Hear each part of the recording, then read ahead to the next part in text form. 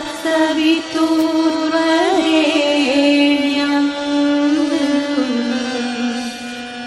भर्गो देवस्य धीमहि धियो यो नः प्रचोदयात्।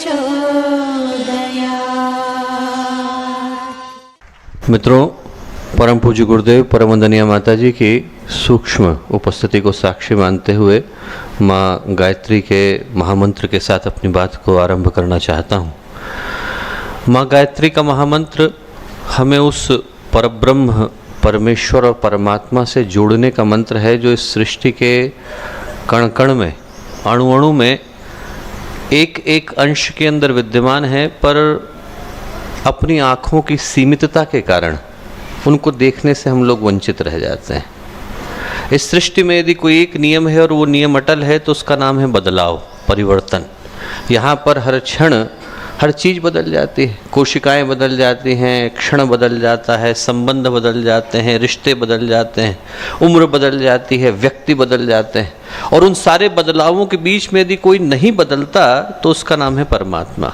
सब कुछ बदल रहा है, पर जो एक चीज़ है जो इस सृष्टि के आदि से पहले और अब तक अहर्निश बिना किसी परिवर्तन के, बिना किसी एक भी बदलाव के शाश्वत रूप से चली आ रही है, तो सत्ता का नाम परमात्मा है। और उस परमात्मा से जुड़ने का जो माध्यम है, अपने मूल उद्गम तक पहुंचने का जो माध्यम है, अपने आदि से जुड़ जाने का जो माध्यम है, वो गायत्री मंत्र है। और जुड़ने के लिए जिस भाव की आवश्यकता होती है वो संदेश गायत्री का मंत्र देता है निरहंकारिता के रूप में। अहंकार न हो, जो भी कुछ घट रहा है, जो भी कुछ हो रहा है जीवन में, अच्छा है, बुरा है, क्रोध है, करुणा है, कृपा है, कोप है, उन सब के पीछे यदि कोई एक शक्ति विराजमान है तो उसका नाम परमात्मा है। हम लोग करने का माध्यम मात्र बनते हैं, यंत्र मात्र बनते हैं, बाकी शक्ति एक ही काम करती है।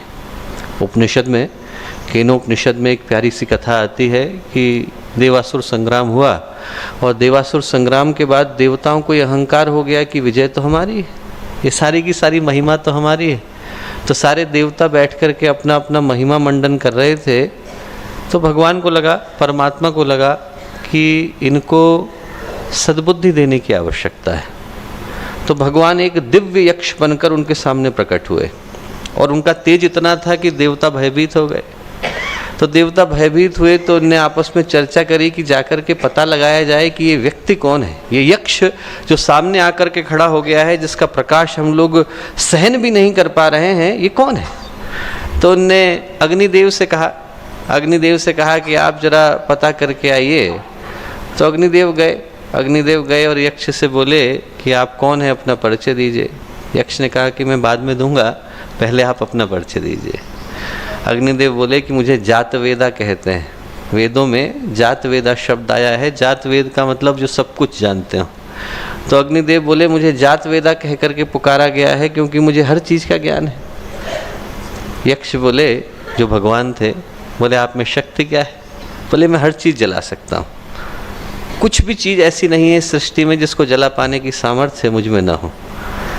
वो जो यक्ष रूपी परमात्मा थे, उनने एक सूखा सा तिनका लिया और ज़मीन पर रख दिया। बोले जरा इसको जला के दिखाइए ना। अग्निदेव ने अपना पूरा बल लगाया, पूरी शक्ति लगाई, पूरी ताकत लगाई, पर सूखे तिनके को न जला सके। पीछे से पवन देव आए, उनको लगा कि शायद अग्निदेव से कुछ भूल हो गई होगी, मैं बताता हूँ कि मैं कौन हूँ। वो गए, परब्रह्म परमात्मा ने वही प्रश्न पूछा कि आप कौन है।